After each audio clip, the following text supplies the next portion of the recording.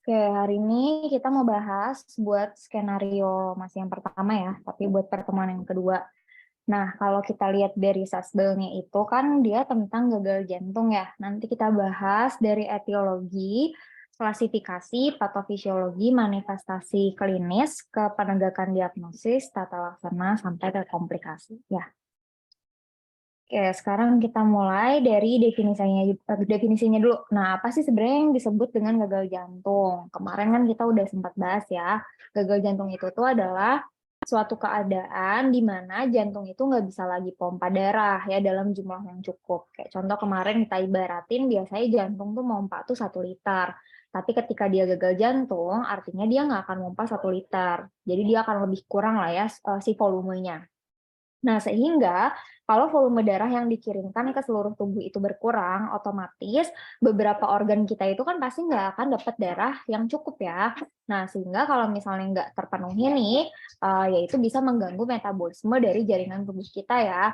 Nah, atau bisa juga dia tuh terjadi karena memang ada kayak misalnya kayak tekanan pengisian ke jantungnya itu tuh masih cukup, tapi ternyata si pompanya tadi yang jelek ya.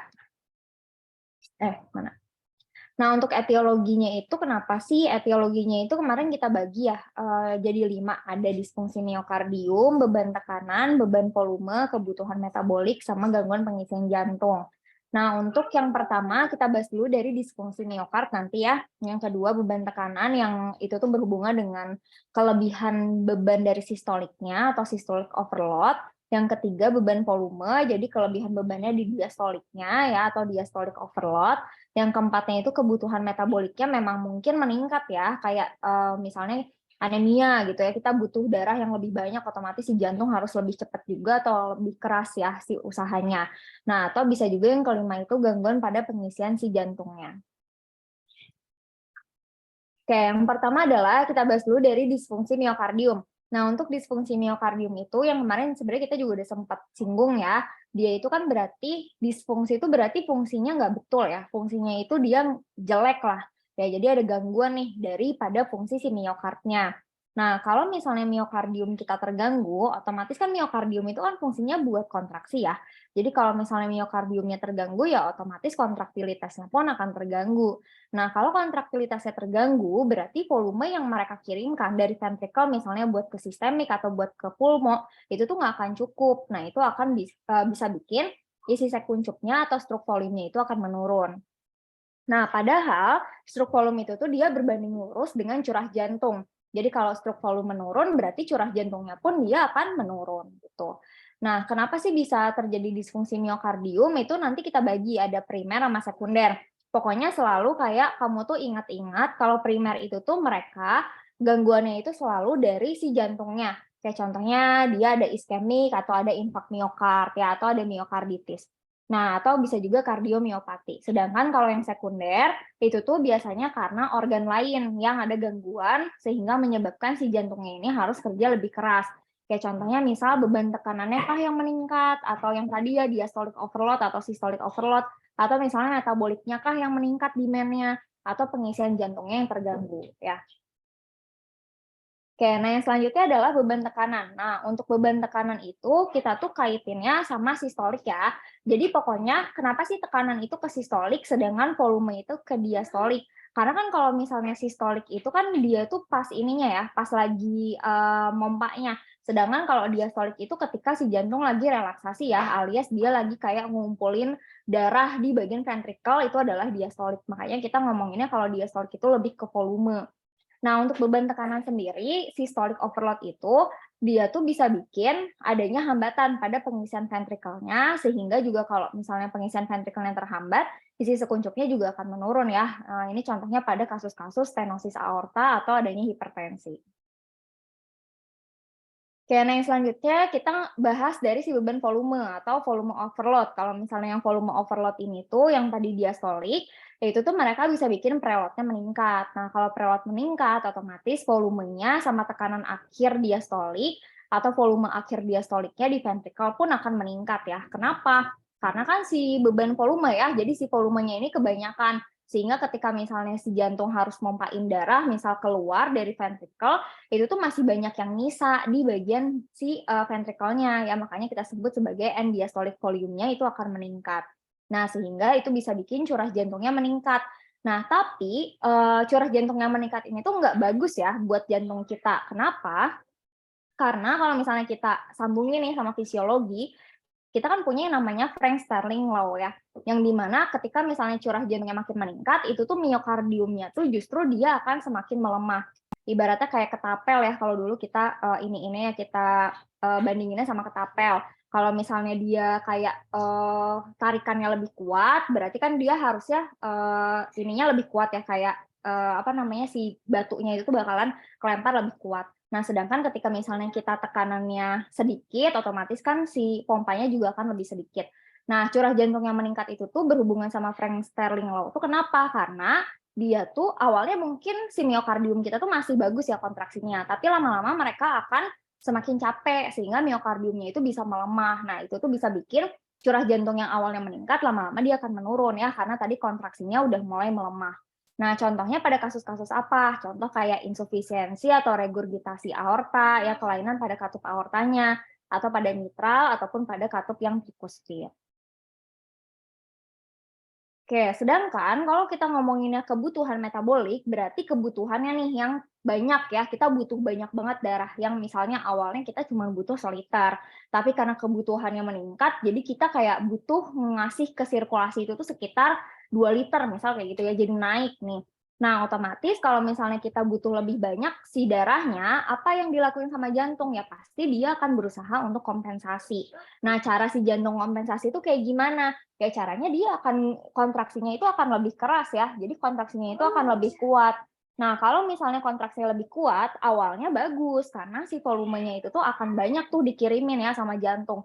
Cuman bayangin aja kalau misalnya jantungnya tuh berhari-hari, berbulan-bulan harus kayak gitu. Ya pasti sama aja kayak kita ya, kayak misalnya kamu lari terus kan pasti ada capeknya. Nah, sehingga nanti ketika misalnya dia udah terlalu lama kerjanya kayak gitu ya, dilampaui, maka si jantung ini tuh akan mulai melemah. Nah, kelemahan pada jantung ini akan bikin adanya gagal pada pompanya ya nantinya, sehingga terjadilah suatu heart failure. Nah, contoh kasusnya adalah anemia ya, atau kurang darah. Oke, nah yang etiologi yang terakhir, kelompok yang terakhir itu adalah dari hambatan pengisian ventrikel. Nah, kalau ini berarti pas lagi ngisi itu terhambat. Nah, biasanya kenapa? Karena ada aliran balik. Kenapa sih aliran balik itu bisa bikin adanya adanya si gagal jantung? Karena ibaratnya kalau misalnya aliran balik itu kan kalau kita lihat jantung itu kan ada 4 ruang gini kan ya. Nah, ini atrium, ini yang sinistra, ini yang dextra ya. Nah, ini yang ventricle dextra, ini yang ventricle sinistra. Nah, ketika misalnya dia ada aliran balik vena, jadi aliran balik itu maksudnya adalah kayak darah yang dari sini tuh balik ke atas, terus balik lagi ke atas ke vena cava gitu ya. Nah, otomatis kan darahnya yang balik ke atas akan bentrok sama darah yang dia mau menuju jantung ya. Nah, sehingga kalau misalnya mereka aliran baliknya ini terganggu atau aliran baliknya itu menurun, itu outputnya juga akan menurun ya. Sehingga kalau misalnya kayak gitu, ya itu bisa bikin adanya gagal pompa ya pada si jantungnya. Nah, contohnya pada kasus-kasus apa? Contohnya misal kalau yang primer itu ada gangguan distensi diastolik. Kayak jadi ketika lagi si diastolik itu kan lagi relaksasi, dia ngisi darah kan. Nah, ini ada gangguan distensi, jadi si bagian ventrikelnya itu tuh nggak bisa ngegedein gitu loh, sehingga darah yang masuk itu tuh nggak bisa banyak-banyak. Atau bisa juga disfungsi atau distensi diastolik ini tuh terjadi karena perikarditis restriksi, tamponade jantung gitu ya. Nah, sedangkan kalau yang sekunder itu bisa terjadi karena tekanan fase akhir diastoliknya itu dia meningkat ya, sehingga daya tampungnya itu dia akan menurun. Tunggu, kursornya hilang.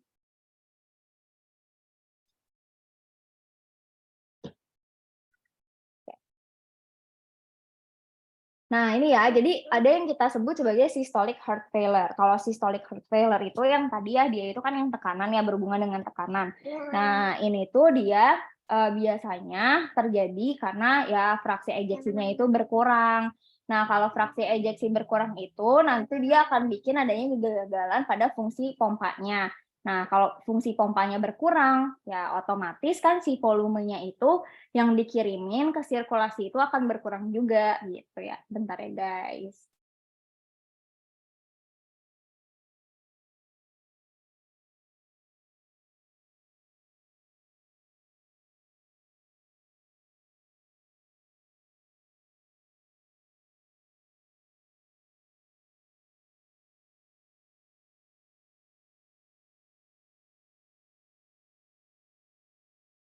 Oke, nah tadi ya, jadi kalau gagal fungsi pompa berarti volume yang dikirim juga akan lebih sedikit lah ya, atau nggak cukup gitu ya. Berarti kan suplai darah ke sirkulasinya atau ke tubuhnya juga akan lebih sedikit ya, atau nggak cukup gitu ya. Nah, sedangkan kalau diastolik, heart failure itu yang kayak gimana? Nah, kalau diastolik itu kan ketika dia lagi relaksasi kan, lagi ngisi. Nah, jadi kalau kita ngomongin fraksi ejeksi atau ketika dia pompa awal ya dia kayak ejeksi itu kan kayak dia ngeluarin si darahnya itu normal-normal. Cuman darah yang masuknya ke bagian ventrikelnya itu yang berkurang ya, sehingga bakalan terjadi kegagalan pada pengisian ventrikel, makanya aliran darahnya akan backwards itu jadi dia aliran darahnya akan naik ya ke atas, yang tadinya di ventrikel dia akan naik ke atrium naik lagi ke bagian vena cava gitu. Nah, sehingga kalau misalnya diastolic heart failure biasanya dia akan bikin kayak edema atau JVP-nya itu akan meningkat gitu. Oke, sekarang kita bahas klasifikasi dari gagal jantung. Nah, kalau klasifikasi ya berarti ada dua ya, ada yang gagal jantung kanan, ada yang gagal jantung kiri. Nah, kalian jangan bingung nih kalau misalnya misal lagi ada kuis gitu ya, tapi kok pilihan diagnosisnya tuh nggak ada gagal jantung kanan, padahal si soalnya ini tuh dia ngomonginnya gagal jantung kanan banget. Nah, itu dilihat aja di multiple choice-nya, di pilihan gandanya itu apakah ada pilihan cor pulmonale apa enggak. Karena gagal jantung kanan itu biasanya kita sebut sebagai cor pulmonale juga gitu ya. Nah, sedangkan kalau yang gagal jantung kiri, ya itu gagal jantung kiri aja ya. Kalau misalnya ada dua-duanya, misal yang kanan iya, yang kiri iya, itu berarti kita bilangnya adalah congestive heart failure ya. Oke, nah untuk yang gagal jantung kanan, kalau kita lihat, misalnya kalau ditanya ngebedainnya gimana dong antara si kanan sama si kiri? Ya kemarin ya kalau kita lihat secara manifestasi klinisnya itu cukup terlihat kok. Kalau yang gagal jantung kanan itu kan mereka relatif nggak ada sesek ya, jadi mereka itu manifestasinya lebih ke organ lain. Kenapa bisa kayak gitu? Karena kalau gagal jantung kanan biasanya mereka itu akan terjadi suatu yang namanya backward failure gitu. Ya, jadi mereka itu akan balik lagi ke belakang gitu ya, sehingga nanti si darahnya itu akan kembali ke vena cava, dari vena cava tuh sama mereka akan dikirimin lagi ke vena-vena yang lainnya. Makanya muncul manifestasinya itu kayak JVP-nya meningkat, atau kayak asites, atau kayak edema piting ya, atau ada hepatosplenomegali ya. Nah, sedangkan kalau misalnya yang gagal jantung kiri itu lebih ke arah sesek ya, sesek nafas gitu mereka ya. Jadi mereka itu biasanya darahnya itu akan kependemnya di bagian pulmo. Jadi mereka munculnya sesek ya, dyspnea, entah itu dyspnea yang jenisnya dyspnea on effort atau dyspnea yang ortopnea atau paroxysmal nocturnal dyspnea gitu. Nah, ini klasifikasi dari gagal jantung ya. Klasifikasi gagal jantung itu nanti kalian bisa lihat ini dapat bagannya itu dari si Perki ya, Perki tahun 2020 yang tata laksana gagal jantung. Nah, itu dibagi jadi dua ya si klasifikasinya. Ada yang berdasarkan NIHA, ada yang berdasarkan struktur jantung. Kalau yang struktur jantung ini kita ngomonginnya dari AHA, American Heart Association. Kalau yang NIHA ini yang lebih ke arah fungsional. Kayak dia tuh ada nggak sih gangguan pada saat beraktivitas. Kalau misalnya yang AHA, yang struktur itu kita lihatnya dari apakah secara strukturnya itu si jantungnya masih bagus apa enggak gitu ya. Nah, beda juga ya kalau yang dari AHA, yang struktur itu mereka dibaginya adalah stage A atau stadium A, B, C, sama D. Sedangkan kalau NIHA tuh kita bilangnya kelas 1, kelas 2, kelas 3, kelas 4 gitu ya. Nah, yang paling jelek yang mana? Yang paling jelek pokoknya makin dia gede, makin jelek ya. Kayak misal ini yang kelas 4 itu yang makin jelek. Stadium D itu yang makin jelek gitu ya. Jadi yang A sama kelas 1 itu yang makin bagus ya. Nah, sekarang kita bahas dulu antara struktur sama NIHA ini bedanya apa ya, atau gejalanya tuh kayak gimana. Kadang tuh kita tuh suka diomongin kayak gini, kalau dulu ya sama konsulen IPD itu dibilangin, kita tuh ibaratnya kayak kelas 1 NIHA. Kenapa? Karena kayak kita tuh kalau aktivitas apa-apa kan nggak pernah ada sesek ya, nggak pernah ada hambatan lah saat aktivitas mau kamu lari kek, mau kamu ngepel kek, mau kamu jumpalikan kan kamu nggak akan timbul capek, palpitasi atau sesak nafas kan nggak ada ya. Nah itu tuh yang kelas 1. Sedangkan kalau kelas 2 itu tuh dia ada batasan aktivitas, tapi batasannya sifatnya ringan. Jadi biasanya kalau kita kaitkan, kita tuh harus beraktivitas yang berat dulu, baru nanti kamu muncul si keluhan-keluhannya. Kayak contohnya dia lari 5 kilo, misal kayak gitu ya, baru dia sesek. Atau misalnya dia jalan 500 meter, 500 meter kependekan ya, 1 kilo misalnya ya. Nah, terus dia ngerasa sesek gitu ya. Nah, itu berarti kelas 2. Sedangkan kalau kelas 3, hambatannya itu tuh dia udah berat ya, pada aktivitas yang ringan gitu, dia udah mulai kerasa capek. Contoh misalnya sehari-hari tuh kamu suka nyapu, kamu suka ngepel, kamu suka nyuci. Nah, itu aja tuh udah bikin kamu sesek gitu ya. Aktivitas keseharian aja tuh udah bikin kamu sesek. Atau misalnya kamu kayak jalan dari kamar ke kamar mandi, kamu kerasa sesek. Nah, itu berarti kelas 3.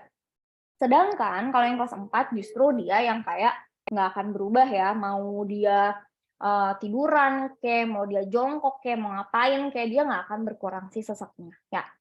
Nah, sedangkan kalau dari struktur yang stadium A itu ya dia punya resiko tinggi buat jadi gagal jantung. Kayak contohnya misal dia punya hipertensi tidak terkontrol lah, punya hiperkolesterol tidak terkontrol lah, misalnya kayak gitu ya. Tapi kalau kita lihat secara fungsi jantungnya masih oke, terus dia juga nggak ada manifestasi apa-apa, nggak ada gejala, pokoknya tanda dan gejala apa-apa tuh nggak muncul di dia ya. Itu berarti yang stadium A. Kalau stadium B itu tuh dia udah terbentuk penyakit struktur jantungnya. Sebenarnya tuh udah mulai ada nih patogenesisnya. Cuman memang belum muncul ya si tanda dan gejalanya tuh belum muncul. Tapi kalau dilihat secara strukturnya dia sudah ada proses si gagal jantungnya. Sedangkan kalau stadium C, mereka itu yang udah simptomatik. Jadi udah muncul kayak sesek misalnya, piting edem, atau kayak hepatosplenomegali. Jadi udah ada simptom-simptomnya. Nah, itu berarti stadium C. Kalau stadium D, itu yang sangat bermakna ya, yang kayak nih H4, dia mau istirahat pun dia nggak akan berkurang ya, si simptomnya itu. Oke, nah yang selanjutnya adalah patpisnya. Nah, patpisnya ini kita bahas dulu, kita balik lagi dari etiologi ya, kita sambungin kenapa dia bisa sampai jadi gagal jantung, nah nanti dari gagal jantung baru kenapa bisa timbul suatu tanda dan gejalanya. Ya. Oke, sekarang kita bahas satu-satu dari yang left heart failure atau gagal jantung sebelah kiri. Nah, ini kenapa nih bisa terjadi suatu gagal jantung sebelah kiri? Kalau kita lihat kan tadi etiologinya di depan banyak banget ya. Nah, kita bahas satu-satu. Yang pertama, itu bisa aja etiologinya itu karena dia udah punya penyakit kardiomiopati dilatasi. Yang ini yang paling atas ya, kardiomiopati yang dilatasi. Nah, di mana kardiomiopati yang dilatasi ini, mereka itu tuh bakalan bikin si jantung kita, itu kan di miokard tuh ada selnya ya, selnya itu kita sebut miosit kan. Nah, kardiomiopati dilatasi ini bikin miositnya itu tuh jadi hilang. Dan bisa bikin jaringan interstisial kita itu tuh jadi ada jaringan-jaringan fibrosisnya. Nah, bayangin aja sekarang sel-sel dari miokardiumnya yang dimana fungsinya itu untuk kontraksi, sekarang tuh selnya itu nggak ada atau selnya itu kurang. Ya otomatis kontraksi dari ventrikelnya pun nggak akan sebagus itu ya, nggak akan sebagus yang normalnya. Dia akan pasti akan berkurang ya si kontraksinya. Nah, atau ketika misalnya dia terbentuk suatu jaringan parut atau jaringan fibrosis, berarti kan si ventrikel itu sifatnya akan lebih kaku ya. Nah, sehingga kontraksinya pun akan jadi lebih kurang ya, karena kekakuan pada si ventrikelnya. Nah, kalau kontraksinya berkurang gimana? Ya, kalau kontraksinya berkurang berarti dia akan terjadi disfungsi pada sistolnya, ya disfungsi sistolik. Jadi kalau udah ada disfungsi sistolik, si ventrikelnya itu dia nggak akan bisa nge-squeeze atau dia tuh nggak akan bisa mompa untuk mengosongkan dari si ventrikelnya secara total. Jadi kayak fraksi ejeksinya itu akan berkurang. Dia bisa mompa bisa, cuman mompanya ini jelek ya, sehingga volume yang tadinya harus dikirimkan seliter itu nggak akan nyampe seliter. Ya, jadi dia nggak benar-benar bisa ngosongin dari si darahnya atau volumenya. Ya. Nah, sehingga terbentuklah suatu gagal jantung sebelah kiri. Ya. Nah, sedangkan kalau yang kayak tadi kan bisa karena regurgitasi mitral atau aorta ya. Nah, kalau regurgitasi mitral atau aorta, itu kan berarti ada kelayangannya dikatup ya, dikatup dari si mitral atau dikatup dari aortanya. Nah, kalau misalnya katupnya regur, itu tuh mereka bisa bikin overload pada volume si darahnya ya, volume darah di bagian ventrikelnya. Nah, tapi ini tuh nggak mungkin kayak baru sehari 2 hari ya dia langsung gagal jantung. Biasanya sifatnya kronik ya, kayak misal berbulan-bulan atau bertahun-tahun si volume darahnya itu tuh akan overload di bagian ventrikel. Nah, sehingga apa yang dilakuin sama ventrikel kita? Nah, yang dilakuin sama ventrikel kita ketika volumenya itu kebanyakan ya pasti dia akan berusaha untuk memperbesar ruangannya dong. Jadi kayak ibaratnya kamu ngisi apa balon gitu ya pakai air. Kan kalau misalnya kamu makin banyak ngisi balon tuh balon akan semakin besar ya, berdilatasi lah si balonnya. Nah, sama ya ventrikel juga gitu. Ketika misal volume darahnya makin banyak yang masuk, ya si ventrikel itu tuh akan berusaha untuk memperbesar dari ruangan yang akan berdilatasi. Nah, tapi yang tadi kita hubungkan ya dengan si Frank Sterling Law, kalau misalnya dilatasi makin lama justru itu akan memperburuk dari kontraksinya ya, sehingga nanti dia akan ada penurunan kontraktilitas di ventrikel sebelah kiri. Nah, jadilah ada disfungsi sistolik. Nah, disfungsi sistolik mereka nggak bisa tuh ngosongin secara sempurna ya. Nah, sehingga nanti terjadilah suatu gagal jantung sebelah kiri. Oke, nah yang ketiga itu bisa karena infark miokard. Nah ini ya, infark miokard itu kenapa nih bisa bikin gagal jantung? Soalnya kalau infark atau iskemik ya, mereka itu artinya berarti bagian miokardium kita tuh nggak dapat darah yang cukup ya. Jadi si miokard kita itu kan pasti ada pembuluh darah yang memperdarahi bagian miokardium ya. Nah, ternyata di pembuluh darah kita tuh ada terbentuk suatu aterosklerosis atau plak ya di bagian si pembuluh darahnya. Nah, sehingga kalau kamu bayangin pipa, pipa tuh kan kalau nggak ada lumutnya dia alirannya kencang ya, normal gitu ya. Nah, ketika pipa ada lumutnya, plaknya banyak, otomatis kan alirannya juga akan semakin sedikit kan. Nah, sama kayak pembuluh darah kita ya. Ketika pembuluh darah kita terbentuk suatu plak aterosklerosis, itu tuh akan bikin si bagian darah ini yang menuju ke bagian miokardnya itu pasti akan lebih sedikit. Ya, atau kalau misalnya dia infark nih udah menyumbat total gitu ya. Nah, berarti darahnya itu nggak akan bisa ya lewat ke bagian miokardium. Nah, alhasil miokardium kita itu tuh nggak akan dapat darah. Nah, kalau miokardnya nggak dapat darah, otomatis miositnya pun nggak dapat makanan dong. Padahal jaringan-jaringan kita atau sel-sel kita bisa kerja itu ketika mereka dapat suplai oksigen, dapat darah. Sekarang kalau dia nggak dapat darah, ya mereka nggak akan bisa kerja. Ya justru mereka akan terjadi suatu nekrosis. Nah, nekrosis inilah kalau udah mati, ya mereka nggak bisa diandelin, ya udah mati, ya berarti kontraktilitasnya pun nggak akan ada. Ya kalau kontraktilitasnya nggak ada, ya berarti terjadi disfungsi sistolik. Berarti nanti si ventrikelnya nggak bisa mompa dengan bagus. Ya udah deh terjadilah gagal jantung sebelah kiri gitu ya. Oke, nah ada lagi nih yang hipertensi yang kayak kemarin di kasus ya, atau ada stenosis aortik tapi yang advance. Nah, kalau misalnya kayak gini nih antara dua ini, mereka tuh lebih kayak meningkatkan resistensi dari ejeksi ventrikel kiri sih. Jadi nanti afterload-nya itu mereka akan meningkat. Nah, sehingga kalau mereka afterload-nya meningkat, ejeksinya resistensinya meningkat, itu akan meningkatkan pressure atau tekanan pada ventrikel sebelah kiri secara kronik.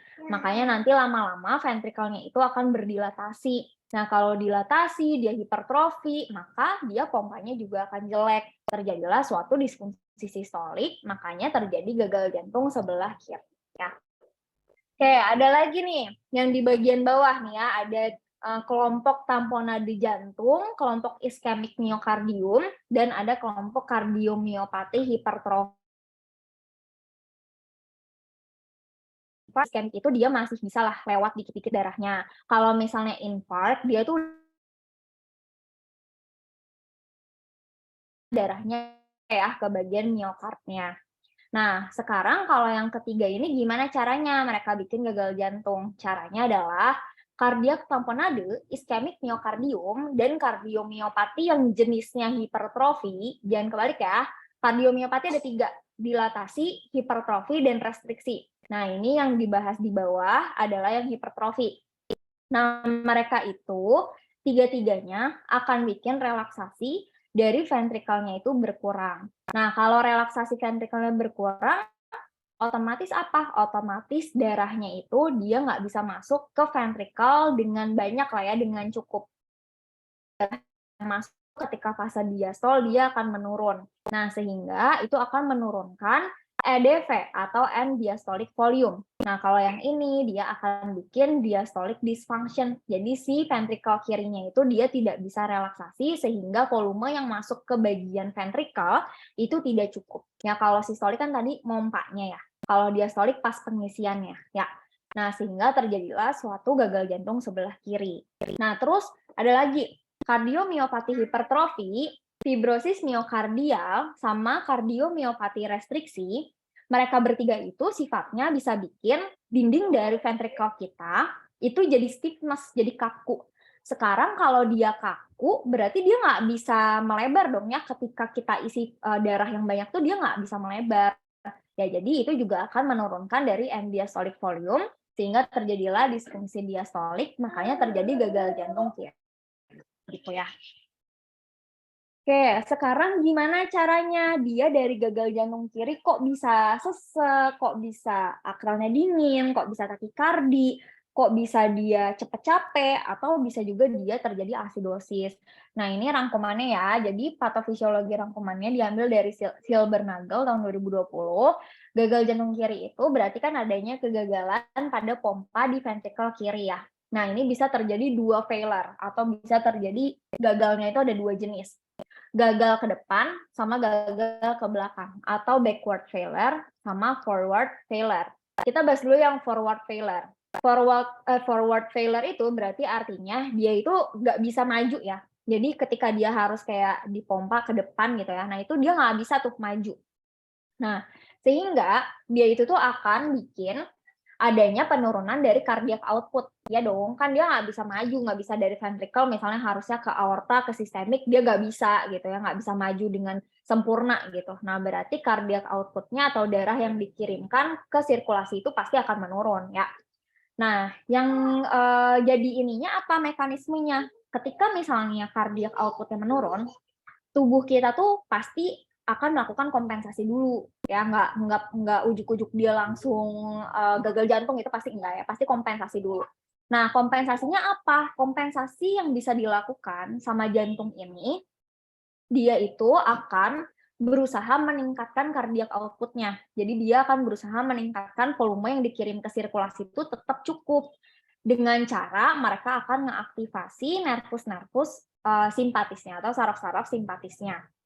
Nah, kalau simpatisnya diaktifasi, simpatis itu kan sifatnya buat apa sih? Kalau di jantung kan dia buat mempercepat ya, mempercepat kerja jantung. Jadi kalau simpatisnya diaktifasi, otomatis mereka jantungnya itu kerjanya akan semakin cepat. Makanya timbullah suatu takikardi atau palpitasi atau bisa juga kayak diaforesis ya. Nah, yang kedua, kalau cardiac output-nya menurun nih. Kalau cardiac output menurun, ternyata sirkulasinya ini kan pasti nggak akan cukup ya darahnya ya. Berarti jaringan-jaringan kita nih nggak dapat suplai makanan mereka dengan cukup. Sehingga mereka akan terjadi hipoperfusi ke bagian jaringannya. Contohnya misal dia hipoperfusinya ke bagian otot. Otot kita jadi nggak dapat makanan, ya otot kita nggak dapat oksigen dengan cukup. Ya udah deh, dia jadi lemah, dia jadi cepet capek. Terus bisa juga tuh hipoksia di jaringan. Jadi si jaringannya tadi nggak dapat oksigen yang cukup kan, hipoksia lah dia. Tapi kan nggak mungkin langsung mati, dia kan pasti akan berkompensasi. Nah, kompensasi jaringan kita akan mengaktifasi respirasi anaerob. Karena kan anaerob itu kan dia metabolismenya nggak butuh oksigen ya, jadi dia akan mengaktifasi banyak respirasi anaerob. Nah, ternyata respirasi anaerobnya itu ditingkatin. Sedangkan ketika misalnya kita mengaktifasi respirasi anaerob dengan banyak, asam laktat yang terbentuk pun akan semakin banyak. Berarti asam laktatnya jadi di sirkulasi kita banyak banget dong. Nah, itu bisa bikin terjadilah suatu asidosis gitu ya. Nah, kalau dia udah asidosis gimana?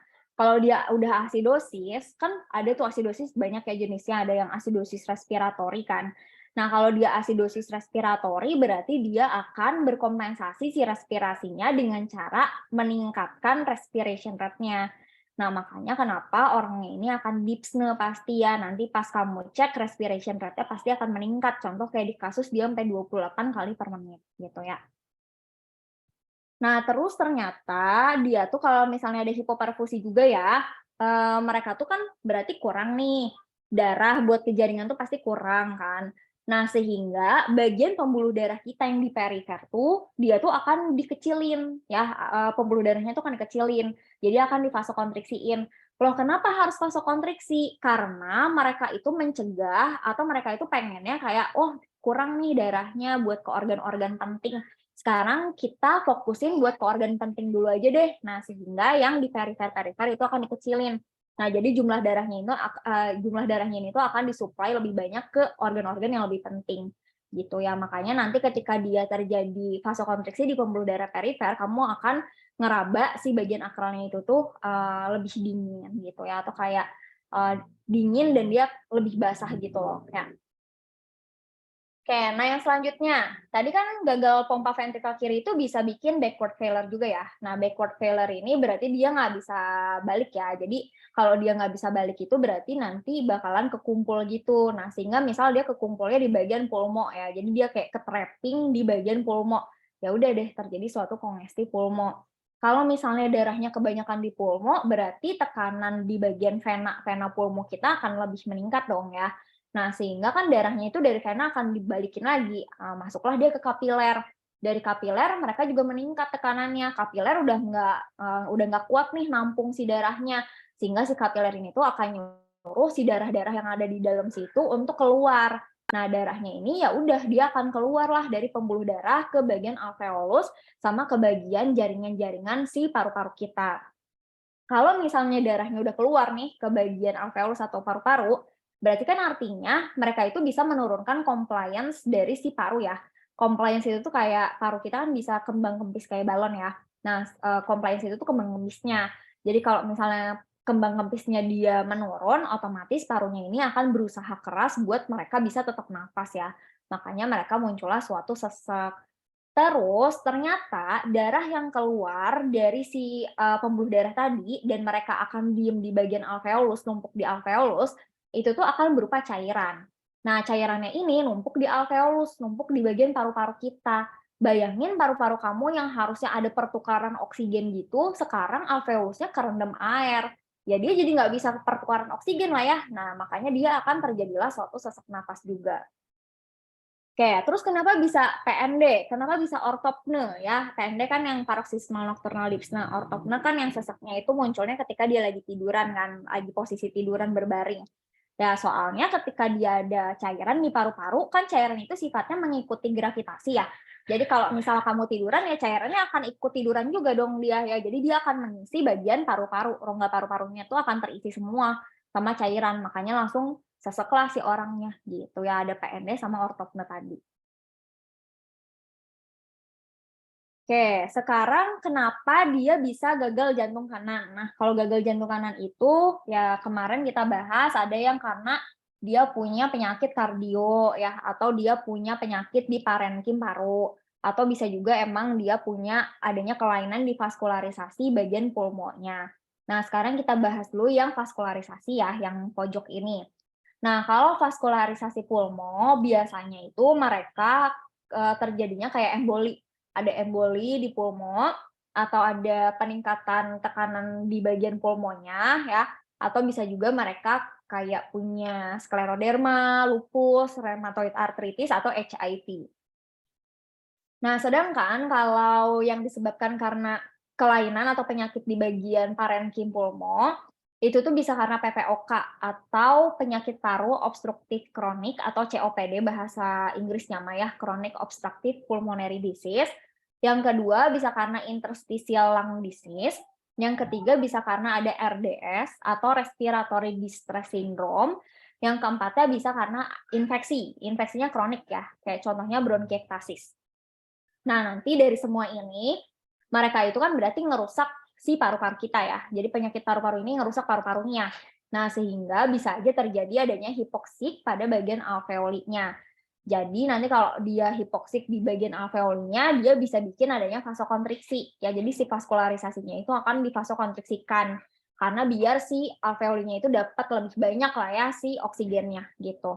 Nah, efeknya adalah nanti mereka bisa bikin adanya ventrikel kanan kita itu jadi terpapar afterload yang lebih tinggi ya. Nah, sedangkan kalau dari penyakit jantung itu bisa karena infark ya. Jadi ada infark di ventrikel kanan. Kalau infark kan tadi berarti dia nggak dapat suplai oksigen sama sekali ya. Makanya miositnya itu bisa hilang, bukan hilang, mati ya, bisa nekrosis. Jadi dia nggak ada kontraksi. Nah, atau bisa juga dia itu terjadi miopati ya, kardiomiopati. Itu juga bisa bikin kontraksinya menurun sehingga terjadilah gagal jantung sebelah kanan. Atau bisa juga tuh dia kayak ada regurgitasi trikuspid, itu juga bisa bikin fraksi ejeksinya akan menurun ya. Nah, itu bisa bikin adanya gagal pada ventrikel kanannya ya. Oke, terus kalau dari gagal jantung kanan bikin keluhan, itu gimana ceritanya? Jadi kalau gagal jantung kanan itu kan berarti ventrikel kanannya ya yang dia mompanya jelek ya. Berarti bisa aja mereka nurunin struk volume di ventrikel kanan. Nah, penurunan struk volume di ventrikel kanan itu tuh bisa bikin si darahnya ini tuh balik ke atas. Jadi yang tadinya ada di ventrikel kanan karena dia nggak bisa keluar gitu ya. Nah, jadi mereka tuh akan naik ke atas karena kan ketumpuk ya darahnya di ventrikel. Nah, kalau udah penuh di ventrikel ya mereka akan naik lagi ke atrium. Nanti udah naik ke atrium, mereka akan naik lagi ke bagian vena-vena. Anggaplah mereka naik ke vena cava ya. Nah, dari vena cava dikirimin lagi ke vena yang lainnya. Ternyata sama si vena cava dikirimlah mereka ke bagian vena jugular internal. Darahnya diakumulasikan di vena jugularis internal. Makanya terjadilah peningkatan JVP ya. Nah, atau bisa juga misalnya dari vena cava terus mereka tuh kayak pengennya ini deh ke bagian yang lain gitu ya. Nah, sehingga mereka itu bisa aja ada penumpukan di vena-vena dan itu bisa meningkatkan tekanan hidrostatik di bagian vena. Kalau tekanan hidrostatiknya ditingkatkan, otomatis cairan yang ada di dalam pembuluh darah atau darah yang ada di dalam pembuluh darahnya ya di bagian kapilernya itu tuh didorong karena kan hidrostatiknya meningkat ya. Jadi mereka akan ngedorong cairan untuk keluar. Nah, sehingga si cairannya ini keluarlah ke bagian interstisial atau ke jaringan-jaringan kita. Makanya bisa terjadilah suatu pitting edem. Oke, nah atau bisa juga misal dari vena cava ini ternyata dia kayak pengennya ke bagian vena porta deh ya, kan vena porta di hepar tuh. Nah, itu kan juga nyambung ya dari vena cava. Jadi vena cava ya muterin lagi ke hepar. Ya udah terjadilah kongesti di hepar atau ke splen, terjadilah kongesti di bagian splennya. Makanya bisa terjadi hepatosplenomegali gitu. Oke, selain itu bisa apa lagi nih? Selain itu, ternyata penurunan struk volume di ventrikel kanan itu bisa bikin ventrikel kanan kita tuh jadi berusaha mompa buat ngelawan afterload yang tadi meningkat ya. Karena kan afterloadnya terlalu tinggi kan. Nah, dia akan kayak, udahlah kita pompa aja lebih keras ya, biar afterloadnya ini tuh kembali normal. Nah, tapi nantinya ketika dia berusaha lebih keras, maka penutupan katupnya itu tuh terdengarnya juga akan lebih keras.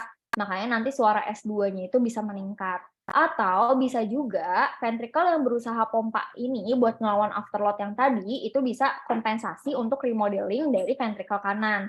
Sehingga nanti si ventrikelnya itu justru bisa membesar ya atau hipertrofi gitu. Nah, ini adalah patofisiologi secara neurohumoralnya ya. Ini juga dapat dari Silbernagel. Tadi kita udah bahas ya, kalau misalnya tekanan, bukan tekanan, gagal jantung itu, dia itu bisa bikin stroke volume-nya menurun ya. Kalau stroke volume menurun kan berbanding lurus dengan cardiac output ya. Jadi cardiac output-nya juga pasti menurun. Cardiac output pasti berhubungan dengan tekanan darah.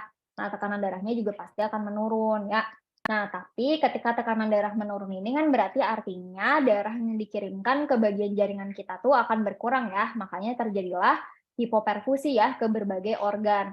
Contoh tadi ke otot dia bisa bikin cepat capek atau lemas. Ke kulit tadi ya dia bisa bikin adanya kayak keringetan diaforesis ya. Atau misalnya dia bisa bikin peningkatan pada tonus simpatisnya makanya terjadilah suatu takikardi. Tapi ternyata hipoperfusi di bagian organ itu juga mereka bisa mempengaruhi ginjal. Makanya kenapa kalau gagal jantung itu tuh mereka komplikasinya bisa dan paling sering ke ginjal ya. Bisa jadi CHF dan dia juga punya CKD, chronic kidney disease ya, atau gagal ginjal kronis. Kenapa bisa kayak gitu? Karena ketika misalnya jantung itu dia terganggu pompanya dan ada hipoperfusi ke berbagai organ, si bagian ginjal kita tuh yang akan mengkompensasi. Jadi mereka itu tuh akan berusaha untuk mengkompensasi. Nah, caranya gimana? Jadi mereka itu bisa aja nanti kayak ngeaktifasi dari RAAS kita. Ya, renin-angiotensin aldosteron sistemnya akan diaktifasi. Jadi nanti ginjalnya itu akan meningkatkan renin, sehingga kalau reninnya meningkat berarti angiotensin 1 bisa diubah jadi angiotensin 2. Angiotensin 2-nya nanti bisa diubah jadi aldosteron. Aldosteronnya makin meningkat, sedangkan aldosteron itu fungsinya adalah untuk retensi dari natrium dan air. Jadi kalau aldosteronnya meningkat, ya berarti nanti akan terjadilah retensi air. Jadi airnya itu nggak bisa dibuang, jadi mereka akan ditumpuk di dalam tubuh kita. Nah, tapi kalau misalnya dia ditumpuk mulu nih, kan sebenarnya itu kompensasi ya. Kompensasinya itu retensi natrium sama air itu supaya kita tuh hipervolemia. Jadi kalau kita hipervolemia, volumenya itu tuh akan kayak naik gitu loh. Ya, jadi dia volume darahnya itu tuh bisa ikutan naik gitu. Nah, supaya kita nggak hipoperfusi. Tapi bayangin aja kalau kamu retensiin lama banget gitu ya. Nah, itu bisa bikin peningkatan tekanan pada venanya jadi meningkat. Makanya kalau tekanan venanya meningkat kan darahnya pasti akan dikirimin ya ke jaringan, didorong semua, dikeluarin semua dari pembuluh darah ke jaringan.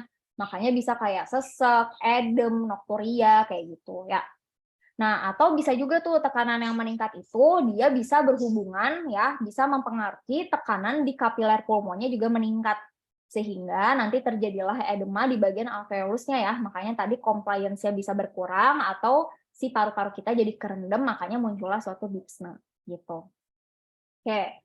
Nah, terus ternyata nggak cuma itu, tapi ternyata si ginjal ini mereka juga bisa bikin adanya pengaruh pada GFR atau glomerulus filtration rate atau LFG ya, laju filtrasi glomerulus. Nah, itu tuh akan diturunkan. Nah, fungsinya buat apa? Sama, fungsinya adalah biar natrium sama airnya ini nggak kebuang, makanya filtrasinya diturunin. Nah, sehingga kalau filtrasinya diturunin, terjadi retensi natrium maupun cairan, mereka nggak bisa keluar, ya mereka tetap sama kayak tadi, akan meningkatkan tekanan pada bagian venanya, gitu ya. Oke, sekarang kita pindah ke manifestasi klinis dari gagal jantung. Ini dari Panduan Tata Laksana Gagal Jantung Perki tahun 2020. Untuk tanda dan gejalanya itu yang pertama, ada gejala khas gagal jantung ya, kayak sesek pas lagi istirahat atau aktivitas, jadi nggak akan berkurang lah ya, mau istirahat atau aktivitas. Yang kedua, kelelahan, cepat capek. Yang ketiganya adalah adanya pembengkakan pada bagian tungkainya. Dan ada tanda khas gagal jantung, kayak takikardi, takipne, ronki, efusi pleura, atau peningkatan JVP, edema perifer, atau adanya hepatosplenomegali. Sama bisa juga disertai tanda objektif, gangguan struktur atau fungsional, kayak kardiomegali, galop, ya S3, suara jantung ketiga ya, atau galop S3, ada murmur, ada abnormal pada gambaran ekokardionya, sama ada peningkatan si konsentrasi peptid natriuretik ya, atau MTBNP. Oke, nah untuk manifestasi klinis ini juga masih sama dari Tata Laksana Gagal Jantung Perki tahun 2020. Mereka nanti dibagi ada gejala tipikal dan kurang tipikal, dan ada tanda spesifik atau tipikal dan kurang tipikal. Harus diingat-ingat gejala itu adalah keluhan-keluhan yang diomongin sama pasiennya. Tanda itu berarti yang kita temuin ketika kita melakukan pemeriksaan ya. Jadi kalau gejalanya apa aja nih? Gejalanya itu bisa yang tipikal tuh sesek ya, atau ortopne, PND ya, paroxysmal nocturnal dyspnea, ada toleransi aktivitasnya berkurang, jadi cepat capek atau bengkak ya di pergelangan kakinya. Sedangkan kalau kurang tipikal itu kayak batuk, mengi, ya BB-nya itu jadi bertambah, BB-nya bisa turun juga, atau kembung ya, begah, nafsu makannya menurun. Biasanya kalau pasien tua dia jadi bingung atau depresi, berdebar dan pingsan. Nah, kalau tandanya yang spesifik tuh kayak GKP meningkat, ada reflux hepatojugular, galop S3, apeksnya bergeser karena ada kardiomegali, ada bising jantung ya. Sedangkan kalau yang kurang tipikal kayak edem perifer itu masuknya kurang tipikal. Krepitasi pulmonal, suara pekak di basal paru, takikardi, nadinya irregular atau palpitasi, nafasnya cepat, hepatomegali, asites, dan kaheksia. Nah, yang harus diapalin lagi, biasanya suka ditanyain ini nih, kan gagal jantung itu kriterianya ada yang dari Framingham ya. Nah, itu emang apa aja nih kriteria Framingham? Kalau Framingham itu nanti mereka dibaginya mayor dan minor ya. Jadi ada mayor kriteria dan minor kriteria. Kalau mayor itu kayak edem pulmo, ya jadi ada ronki, sesek, yaitu berarti dia yang edem pulmo. Yang kedua kardiomegali, ya jadi nanti kalian cek apakah ada pembesaran dari si jantungnya. Yang ketiga ada refleks hepatojugular, yang keempat adanya JVP-nya meningkat ya. Yang kelima PND atau ortopne, yang keenam ada RELS, yang ketujuhnya ada Gallop S3. Nah, sedangkan minor kriteria tuh kayak edem perifer, dyspnea on exertion, hepatomegali, terus batuk di malam hari, efusi pleura, sama takikardi lebih dari 120 kali per menit ya. Oke, ini diambil dari sini ya. Oke, yang selanjutnya adalah penegakan diagnosis. Nah, penegakan diagnosis yang pertama adalah fototoraks. Ini diambil dari Brown Heart Disease textbook tahun 2019. Ini kita bisa lihat ya, ciri-ciri CHF itu tuh pertama kita ukur ya jantungnya. Kemarin aku udah kasih tahu ya, ukur jantung itu kita tarik garis dari tengah gitu ya. Pokoknya nanti kamu tarik garis dulu dari tengah kayak gini lurus. Nanti dari tengah ini kamu tarik ke kanan yang paling ujung dan tarik ke kiri yang paling ujung. Nah, yang ini A, yang ini B, dari ujung sini ke ujung sini itu C, ya. Oke, nah nanti rumus CTR, bukan CRT ya, CRT mah kuku, ya. CTR itu adalah si A plus B bagi C. Ya, jadi nanti kamu pakai penggaris, kamu ukur dari sini ke sini berapa senti, yang B-nya berapa senti, yang C-nya berapa senti. Nah, nanti berapa nih hasilnya normalnya itu harusnya kurang dari 0,5 atau kurang dari 50%. Sedangkan kalau lebih dari 0,5 atau lebih dari 50% artinya jantungnya itu ngegedein ya atau kardiomegali. Nah, yang kedua kita bisa lihat dari efusinya. Efusi itu tandanya kan dia cairan ya, berarti dia tuh warnanya putih. Jadi nanti kalau kamu lihat tuh di pemeriksaan X-ray-nya, ini tuh dia akan melengkung ya, jadi nggak akan lancip gini nih. Jadi dia akan melengkung, terus ini tuh nanti warnanya putih gitu, ya. Jadi ini melengkung gitu, ya. Nah kalau kayak gitu berarti tandanya dia ada cairan ya di bagian bawahnya gitu.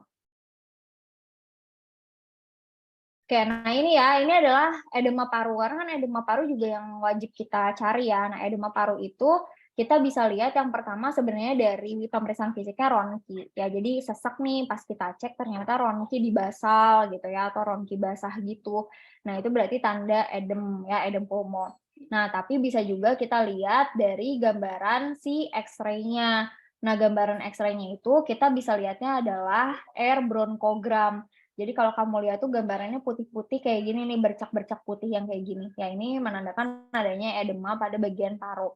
Atau bisa juga curly lines. Curly lines itu tuh kayak gambaran garis. Tapi garisnya itu kayak cucuk nih, yang kayak gini. Ini kan ada garis-garisnya nih kayak gini. Nah ini adalah curly lines gitu. Nah itu juga buat menandain adanya edem ya. Atau bisa juga biasanya kita sebutnya tuh yang paling gampang batwing sih, batwing appearance. Jadi kayak gambaran putih-putihnya itu tuh kayak ini loh, sayap kelelawar gitu. Jadi dia tebalnya di bagian sini kayak gini nih. Ini kan sorry.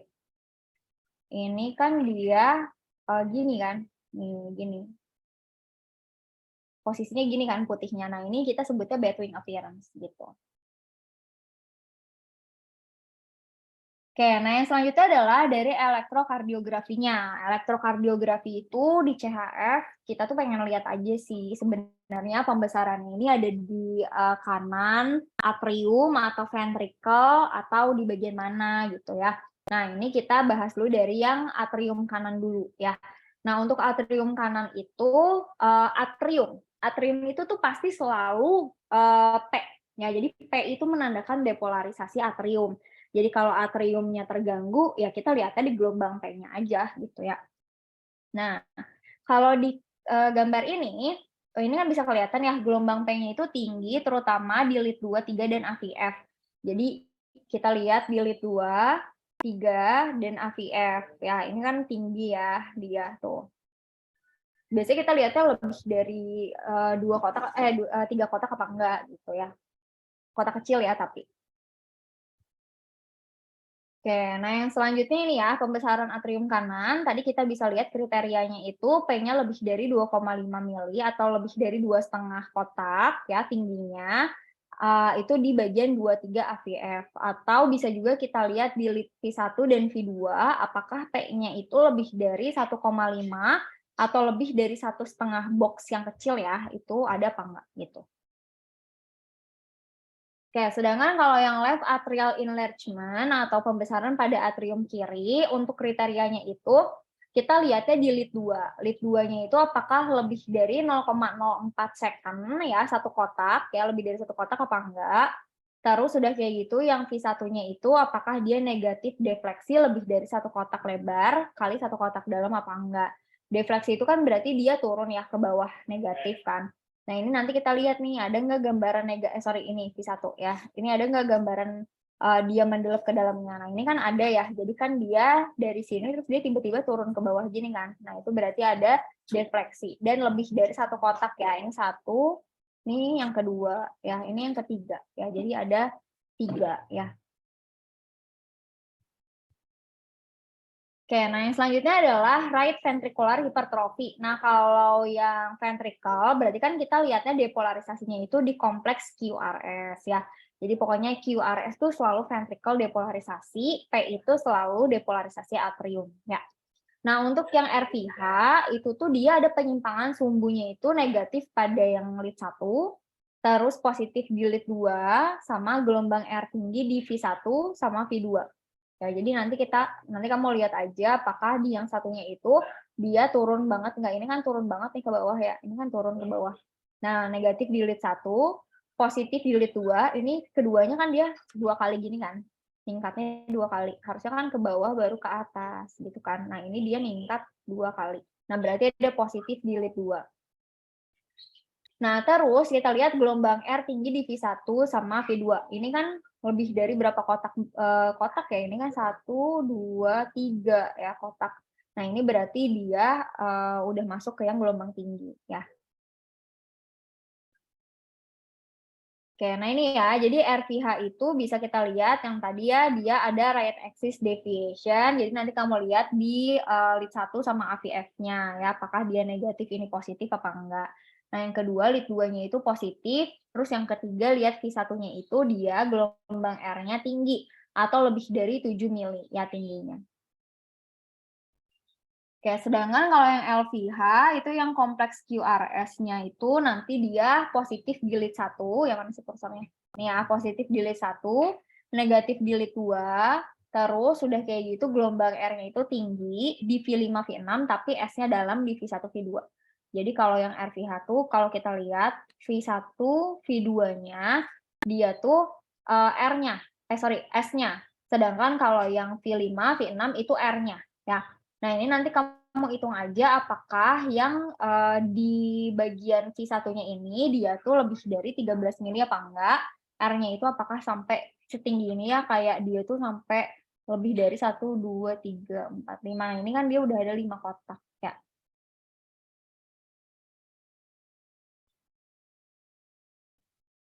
Oke, nah terus kan tadi kan kita udah bahas nih, ada yang right axis deviation gitu-gitu kan. Nah ini buat review lagi ya, jadi yang aksis itu tuh nanti cukup dilihat di 1 dan AVF. Pokoknya normalnya ya dua-duanya harus positif. Kemarin kita udah sempat singgung ya, positif itu tuh yang dia ke atas gini, ya.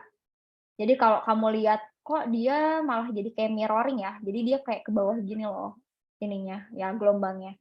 Ya, nah ini berarti dia negatif, ya. Harusnya positif kayak gini ya, kecuali AVL. AVL yang negatif sendiri emang normalnya. Tapi kalau yang ada kelainan ya, kita lihatnya di 1 sama AVF, ya AVL-nya nggak dilihat. Nah, untuk lead 1 itu, kalau yang LAD dia positif, AVF-nya negatif. RAD kebalik ya, tadi ya lead 1-nya negatif, AVF-nya yang positif. Kalau negatif semua, semuanya kayak ke bawah, ya itu berarti dia extreme axis ya. Oke, ada juga pemeriksaan laboratorium sebenarnya untuk, si CHF ini ya. Jadi pemeriksaan laboratoriumnya itu kita biasanya minta dari darah rutin dulu ya, kayak hemoglobin, hematokrit, leukosit, trombosit. Yang penting adalah, nanti kamu minta elektrolit ya. Terus udah kayak gitu bisa juga pemeriksaan yang lain sih, kalau kamu curiga dia etiologinya misal gara-gara jantung gitu ya, nah itu bisa diminta dari yang lain. Nah, untuk pemeriksaan enzim jantung itu yang diminta adalah BNP, NT-proBNP, sama troponin I sama T. Cuman yang penting itu di gagal jantung adalah ini, yang si NT-proBNP ini. Oke, bisa juga kita minta pemeriksaan ekokardiografi. Nah, pemeriksaan ekokardiografi itu tuh ya kayak di USG gitu loh. Nanti di USG jantungnya, terus normalnya itu harusnya dia nilainya sekitar 55-70%. Kalau misalnya dia heart failure, berarti kan ada gagal jantung nih. Nah, itu berarti kontraksinya jelek ya. Nah, itu kurang dari 40%. Kalau sekitar 40-55% itu masih tergolong rendah, tapi belum failure, belum gagal. Yang gagal itu pokoknya lebih dari 40. Lebih dari kurang dari 40, ya. Nah, yang selanjutnya ini ada algoritma. Ini algoritma diagnostik, buat pasien-pasien yang dicuriga gagal jantung ngambil dari Perki tahun 2020 ya. Nah, ini pertama kamu tuh kan, lihat dari manifestasi klinis ya. Misal manifestasi klinisnya itu udah gagal jantung banget nih gitu ya. Nah, kamu tentuin dulu ini onsetnya akut apa enggak. Kalau misalnya onsetnya akut, berarti kamu lakuin EKG sama X-ray dulu, fototoraks. Nah, nanti kalau udah di EKG sama fototoraks, baru dilakuin ekokardiografi, atau bisa dilakuin si enzim dulu, yang BNP atau NT-proBNP. Nah, kalau misalnya udah keluar nih hasilnya, misal EKG-nya sih normal ya, sinus ritem misalnya. Tapi terus NT-proBNP-nya juga nilainya kurang dari 300 Pg per mili atau BNP-nya kurang dari 100 Pg per mili, berarti ini ya cuman kayak gagal jantung aja, ini mah bukan gagal jantung ya. Nah, sedangkan kalau misalnya pas EKG-nya tuh abnormal, misal tadi ada LVH gitu ya. Terus pas dicek juga NT-proBNP-nya lebih dari sama dengan 300 Pg per mili atau BNP-nya lebih dari 100. Ya berarti kamu lakuin eko dulu. Kalau ekonya misal kurang dari 40% ya tadi berarti ya udah dia heart failure gitu ya. Oke, sedangkan gimana kalau onsetnya dia bukan akut ya. Nah, berarti ya sama aja ya, kamu bisa lakuin EKG sama X-ray dada walaupun memang X-ray-nya nggak penting-penting banget ya, cuman bisa dilakukan. Jadi kayak optional aja gitu ya. Nah, nanti sama ya dilakuin BNP atau NT-proBNP sama eko. Kalau hasilnya normal ya, kalau yang bukan akut ya ini, kalau hasilnya normal dan NT-proBNP-nya kurang dari 125, BNP-nya kurang dari 35 berarti ya bukan gagal jantung ya, ini kayak gagal jantung aja. Tapi kalau lebih dari 125 NT-nya, BNP-nya lebih dari 35, EKG-nya misalnya abnormal ya, nah berarti ya lakuin eko dulu. Nah, nanti di ekokardiografi dilihat ya si ejeksinya berapa, apakah kurang dari 40% apa enggak. Kalau kurang dari 40% berarti ya memang dia adalah si heart failure ya. Oke, terus tata laksananya diapain? Tata laksananya itu kan ada terapi akutnya ya. Jadi kalau pasien datang dengan sesek banget gitu ya, sesek, kamu harus ngapain? Nah, berarti kan kita harus, stabilisasi dulu ya. Nah, yang pertama kamu bisa kasih ventilasi dan oksigenasi. Ya, jadi langsung dikasih oksigen, perbaiki hemodinamik, perfusinya, terus nanti baru ke obat-obatan. Nah, ini ada rangkuman buat manifestasi dan obatnya apa. Kayak siapa ya, kemarin tuh ada yang nanya soalnya, kalau misalnya pasiennya kayak gini gitu ya, kan pasiennya sesek, nah itu tuh berarti obatnya yang dikasih apa gitu ya, padahal dia gagal jantung, apakah ACI apa seseknya dulu. Nah ini kamu ada rangkumannya ya. Jadi kalau misal pasien datang dengan edem pulmo gitu ya, jadi dia tuh kayak udah sesek, sesek banget ya, terus, dia harus diapain, nah berarti kamu harus kasih diuretik. Ya jadi kamu kasih kayak macam furosemid gitu loh, itu kan termasuk diuretik loop ya. Nah kamu kasih itu. Sedangkan kalau misal pasiennya datangnya itu dengan shock, jadi kayak akronnya udah dingin, terus tekanan darahnya itu tuh udah 80 milimeter, apa namanya, pernya itu tuh nggak keraba gitu ya.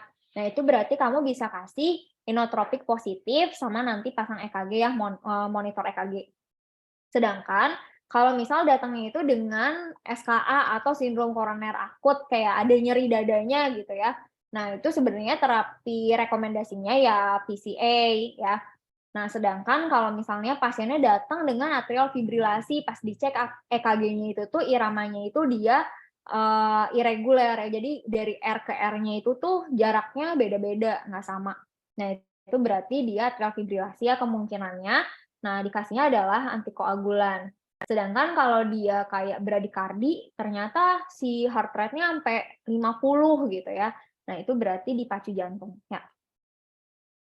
Oke, cuman kalau dari Perki tahun 2020, tata laksana yang direkomendasikan untuk pasien-pasien gagal jantung ya, untuk semua pasien gagal jantung yang simptomatik NIHA 2 sampai dengan 4, yang pertama kali diberikan adalah ACI. Yang kemarin belakangnya pril-pril ya, apa namanya kayak captopril, lisinopril, enalapril gitu ya. Nah, itu bisa diberikan ya, apalagi kalau pasiennya itu fraksi ejeksinya itu udah kurang dari 40% tadi. Nah, sedangkan kalau yang kedua itu bisa dikasih penyekat beta, tapi dengan catatan harus diberikan ACI atau ARB dulu, baru dikasih beta blocker. Kalau misalnya dari awal dikasih beta blocker itu tidak disarankan ya. Nah, yang kedua bisa juga diberikan MRA ya, ini diberikan kepada semua pasien yang fraksi ejeksinya itu dia persisten dan kurang dari 35%. Jadi kalau di echo ternyata kurang dari 35 berarti langsung kasih MRA walaupun udah dikasih ACI atau beta blocker ya. Oke, nah yang selanjutnya adalah ini rekomendasi terapi farmakologi lain dengan keuntungan yang nggak pasti-pasti banget ya. Kalau yang tadi ACI, beta blocker itu tuh pasti ya, makanya yang paling direkomendasikan. Nah ini adalah yang nggak pastilah efeknya kayak gimana ya, jadi bisa optional aja. Nah ini contohnya adalah ARB. Nah kalau ARB ini walaupun misalnya kan misal ada orang yang intoleransi ACI ya, jadi dia tuh nggak bisa dikasih ACI, berarti kan kita nggak bisa maksain dong ya, kita kasih ARB misal, ya boleh, cuman pasiennya biasanya harus dikombinasikan dengan beta blocker gitu. Nah yang kedua, Ivabradin. Nah Ivabradin juga bisa diberikan pada orang-orang yang dia intoleransi terhadap ACI, ARB, MRA, atau beta blocker. Nah pilihannya baru diberikan Ivabradin. Nah, sedangkan kalau di Goxin ini tuh, misal kamu udah kasih nih, pemberiannya itu sebenarnya dipertimbangkan buat nurunin resiko hospitalisasi ya, dengan yang fraksi ejeksinya kurang dari 45%.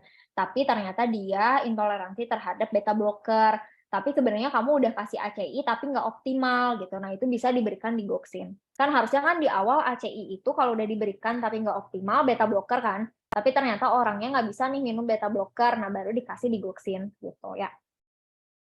Oke, sedangkan kalau ISDN itu kan isosorbit dinitrat. Nah itu dia sebagai pengganti ACI atau ARB kalau pasiennya nggak bisa pakai ACI atau ARB ya, yang intoleransi kayak gitu. Nah ini biasanya dipertimbangkan buat nurunin resiko hospitalisasi juga sama kematian prematur dengan yang heart failure, ejeksi fraksinya itu kurang dari sama dengan 45%.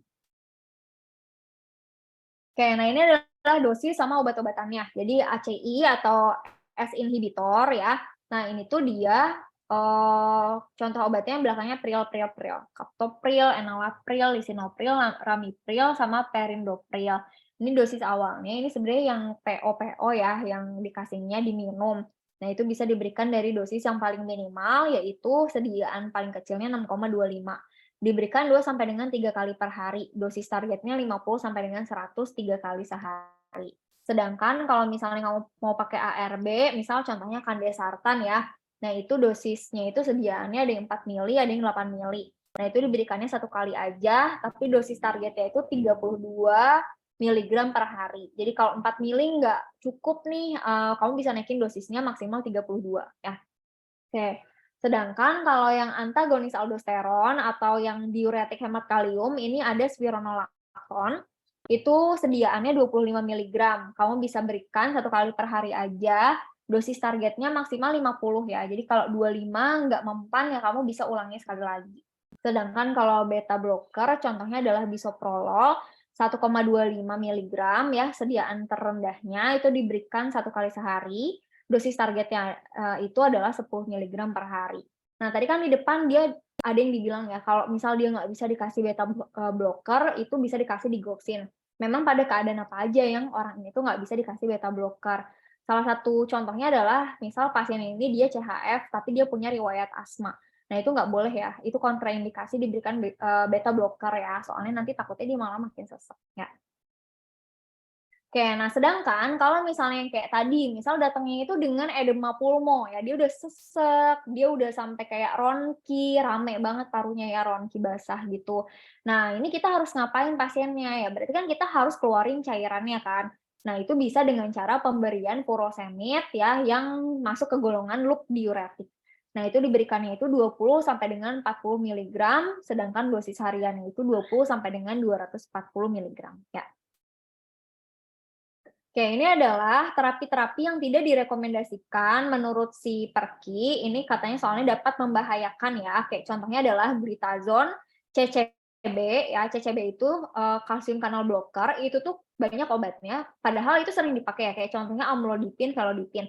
Nah, cuman itu doang yang boleh dipakai. Selain itu gak boleh dipakai. Terus udah gitu NSAID kayak obat anti nyeri, natrium kalium diklofenak, terus udah kayak gitu piroxicam, terus celecoxib, terus udah kayak gitu asam ekanamat, ibuprofen, itu nggak boleh dikasih. Nah, sama ARB ya, penambahan ARB pada pemberian ACI dan MRA itu nggak direkomendasikan. Kalau ACI doang ditambah ARB boleh, tapi kalau ACI iya, MRA iya, ARB iya itu nggak boleh, karena dia takutnya ada kerusakan di ginjalnya sama nanti bisa bikin hiperkalemi. Kalau orangnya hiperkalemi nanti justru bikin pasien gagal jantung ini bisa palpitasi ya, jadi denyut jantungnya itu malah nggak beraturan. Oke, nah yang selanjutnya adalah ini gagal jantung akut. Nah, kalau yang tadi kita omongin kan kayak gagal jantung kiri, kanan, CHF, biasanya itu bisa berupa kronik ya. Tapi kalau misalnya yang gagal jantung akut ini, dia itu biasanya kita nggak lihat apakah ini dari kiri atau dari kanan, tapi kita lihat dari keluhan si pasien ini tuh kayak gimana. Kenapa? Karena gagal jantung akut itu tuh mereka perubahannya itu dari gejala gagal jantung yang mereka udah punya, itu tuh cepat. Jadi tiba-tiba mereka langsung shock kardiogenik gitu loh, bisa jadi kayak gitu. Yang langsung sesek, langsung akralnya dingin gitu ya, langsung hipotensi gitu ya. Jadi gagal jantung akut ini tuh yang memang mengancam kehidupan dan memang harus segera ditanganin. Kalau enggak ya bisa berujung pada hospitalisasi atau kematian ya. Kayak nah ada 2 jenis presentasi gagal jantung akut, yaitu yang baru pertama kali terjadi. Jadi misalnya pasiennya tuh nggak tahu dia tuh punya riwayat gagal jantung apa enggak. Jadi baru benar-benar pertama kali langsung serangan jantung gitu ya, gagal jantung, sorry bukan serangan. Nah, itu berarti kita bilangnya adalah gagal jantung de novo yang pertama kali. Atau bisa juga yang memang dia udah punya gagal jantung. Nah, itu kita kelompokin jadi gagal jantung yang dekompensasi akut dan gagal jantung kronis yang sebelumnya stabil. Gagal jantung dekompensasi akut atau yang tidak terkompensasi. Nah, buat ngelihatnya gimana? Nah, ini ada yang harus kalian apalin ketika misalnya kalian dapat pasien gagal jantung akut. Jadi kalian harus kelompokin ini masuknya gagal jantung akutnya tuh ke yang mana. Nah, untuk gagal jantung akut kita itu nanti lihat dari si perfusinya ya. Kayak misalnya dia ada ekstremitasnya dingin apa enggak, hipotensi ada apa enggak. Nah, itu kita lihat dari perfusi. Dan yang kedua, kita lihat dari kongestinya. Kayak contohnya ada ronki enggak, edem ada apa enggak, galop S3 ada apa enggak. Nah, itu yang kita lihat ya. Jadi dari perfusi, akral dingin, hipotensi, sama kongesti. Kayak sesak, GVP meningkat, edem, ronki, S3 galop. Ya. Oke. Nah, sekarang gimana caranya? Jadi kan ini ada 4 kelompok ya. Ada warm and dry, warm and wet, cold and dry, dan cold and wet. Jadi ada yang tangannya misalnya akralnya masih hangat, dan dia tuh nggak ada edem ya. Terus ada yang dia akralnya hangat, tapi dia ada edem. Ada yang dia akralnya dingin, tapi dia nggak ada edem. Ada dia yang akralnya dingin, tapi dia ada edem. Ya. Nah, sekarang kalau misalnya kamu dapat pasien, misal pas kamu cek di soal hipotensi, misal 80 per tidak teraba gitu ya. Terus sudah kayak gitu, akralnya dingin, dicek ronkinya positif, galopnya positif, ada pitting edem. Nah, itu kan berarti yang cold and wet ya, karena dia ada edema dan dia juga ada akral dingin serta hipotensi. Nah, itu masuknya berarti yang dekompensata, ya tidak terkompensasi. Nah, yang harus kamu lakuin adalah pasiennya dimasukin ICU, diberikan diuretik, vasodilator, dan inotropik. Sedangkan targetnya adalah dari cold and wet ini dia akan harus diubah menjadi cold and dry, alias akralnya dingin tapi edemnya hilang. Nah, kalau dia udah akralnya dingin tapi edemnya hilang ya, edemnya udah nggak ada, berarti kamu bisa tetap kasih dia di ICU, masih tetap diberikan agen inotropik serta vasodilator. Sedangkan dari cold and dry ini targetnya kita pindahin ke warm and wet, alias akralnya, warm and dry ya harusnya. Jadi akralnya hangat dan dia udah nggak ada edem. Nah, ini berarti artinya dia sudah terkompensasi. Kalau sudah terkompensasi, tinggal dioptimalisasi aja terapi yang udah ada dan nanti pasiennya boleh pulang. Sedangkan gimana kalau misalnya pasiennya warm and wet, jadi pas datang akralnya sih anget, dia juga nggak hipotensi, tapi dia ada ronki, dia ada edem, JVP-nya meningkat. Nah, itu berarti artinya dia ada kongesti. Nah, itu diberikannya adalah diuretik aja. Ya, ini kalau nggak salah di kuis tahun lalu ada ya. Jadi pasiennya datang dengan sesak, terus udah kayak gitu, dia itu ada hipotensi gitu ya. Terus udah kayak gitu dia ronkinya kencang ya. Nah, itu berarti kamu kasihnya adalah diuretik. Nah, dari warm and wet targetnya adalah warm and dry ya. Jadi dia akralnya hangat, nggak ada hipotensi, serta dia juga nggak ada edema, ya nggak ada ronki, nggak ada JVP meningkat, nggak ada S3 galop. Kalau udah kompensasi berarti nanti tinggal dioptimalisasi aja terapinya dan pasiennya boleh pulang. Ya. Oke, nah ini ya, jadi ini tuh adalah algoritma buat pasien-pasien yang dia punya CHF. Nah, nanti kamu lihat tuh CHF-nya itu dia ada edema pulmo apa enggak. Kalau ada edema pulmo yang sesek, ronki gitu ya, nah itu berarti dikasihnya adalah furosemid IP sebanyak 0,5 sampai dengan 1 mg per kilogram berat badan. Nanti habis gitu dicek blood pressure-nya, tekanan darahnya. Kalau sistoliknya lebih dari 100 ya, nah itu bisa diberikan S inhibitor gitu. Oke, nah untuk komplikasinya apa? Komplikasi gagal jantung itu tuh dia bisa efusi pleura, bisa palpitasi berupa atrial fibrilasi, ini yang paling common ya, yang paling sering. Atau bisa juga kayak disritmia ya, jadi kayak aritmia gitu, jadi dia si denyut jantungnya itu tuh nggak jelas, sama bisa juga terjadi trombus ya pada ventricle sebelah kiri, hepatosplenomegali, terus bisa juga bikin edema pulmo ya. Oke, ada yang mau ditanyain dulu?